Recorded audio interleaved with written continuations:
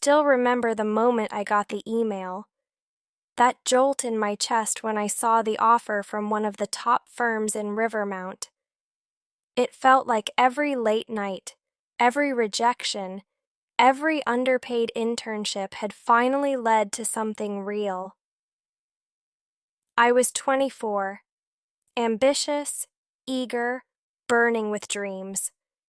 And my new boss, Mr. Kellen Hart, the kind of leader people admired without question. Composed, eloquent, observant. He remembered birthdays, gave thoughtful praise in meetings, and made even interns feel seen. When he told me, "There's something special about you. I see leadership in you," I believed him. Why wouldn't I? By the second month, he had doubled my responsibilities. By the third, he gave me a promotion. He'd keep me after hours to discuss growth strategies, saying things like, "You're built for more. I see a director in the making." I was proud, until the night everything broke.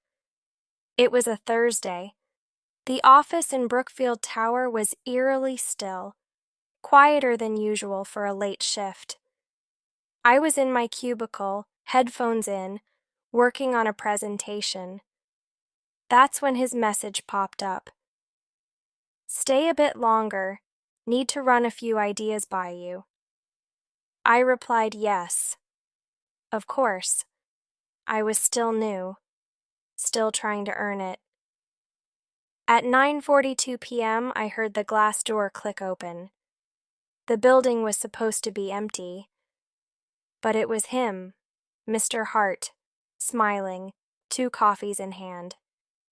He set one on my desk and took the seat across. "You're the only one I trust with this project," he said. I smiled nervously. The silence suddenly felt heavy.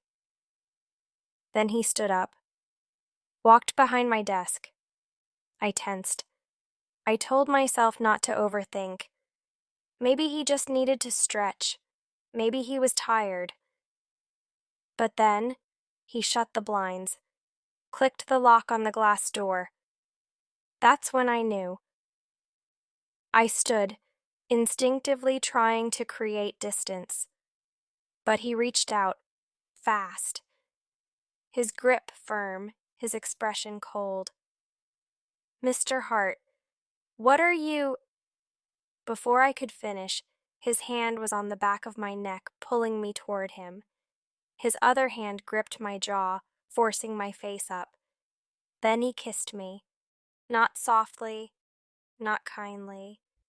It was aggressive, unwanted. I froze, then pushed, struggled, but he only held tighter. Then came the sound I'll never forget, the ripping of fabric. The buttons on my blouse popped off one by one, hitting the floor like tiny explosions. I gasped, panicked, tried to scream, but he shoved a cloth into my mouth. The taste of chemicals. My cries muffled. My limbs fought. But he overpowered me. The desk trembled beneath us. The air turned to static. My mind screamed while my body shut down. And then, just like that, it was over. He straightened his tie, answered a call from his assistant, and left, as if nothing had happened. I lay there on the thin office carpet, trembling, my shirt torn, skin aching, breath shallow, my legs numb. It wasn't just pain, it was disbelief. The lights shut off automatically. I must have blacked out. I don't remember how I got home.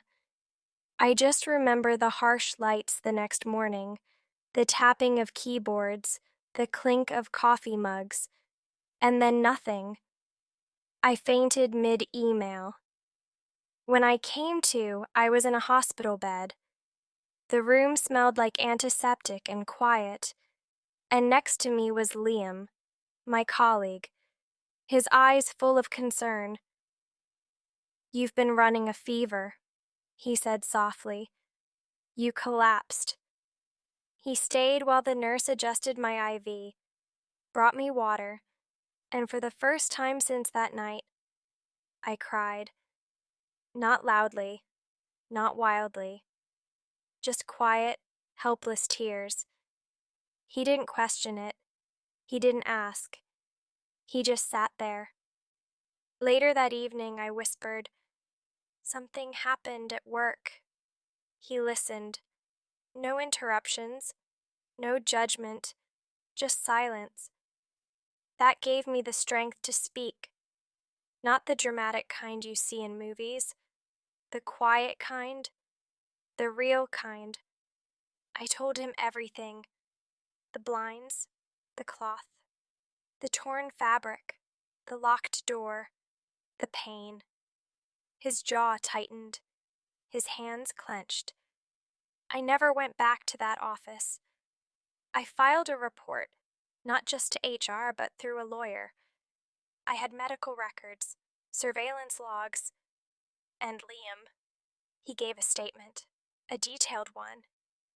It was messy: courtrooms, depositions, questions that made me shrink. But I did not stay silent. I began therapy. The first sessions were mostly silence, me staring at a window, but slowly, words returned. My therapist once told me something I'll never forget. Your trauma isn't your fault, but your healing is your power. 6 months later, I'm not the same woman who stepped into that glass building full of hope. I'm rebuilding, day by day. I now volunteer with women who've been through similar darkness. I speak on digital forums. I've met survivors who never got to tell their story.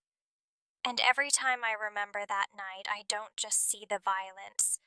I see what I endured. I see what I overcame. And I see the fire that never went out.